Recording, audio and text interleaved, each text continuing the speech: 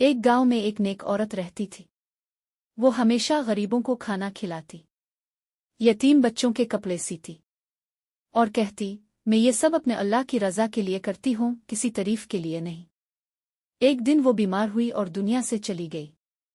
رات کو اس کی پڑوسن نے خواب میں دیکھا کہ وہ عورت جنت کے باغوں میں مسکرا رہی ہے۔ پڑوسن نے پوچھا، بہن، اللہ نے تمہیں یہ مقام کیسے دیا؟ وہ بولی، میں نے کسی کو دکھ نہیں دیا، کبھی غرور نہیں کیا، اور ہر کام اللہ کے لیے کیا۔ اللہ نے میرے ہر چھوٹے نیک عمل کو قبول کر لیا۔ پڑوسن کی آنکھ کھل گئی، دل کانپ اٹھا، اور وہ رونے لگی کہ کاش میں بھی نیکیوں میں ایسی اخلاص والی بن جاؤں۔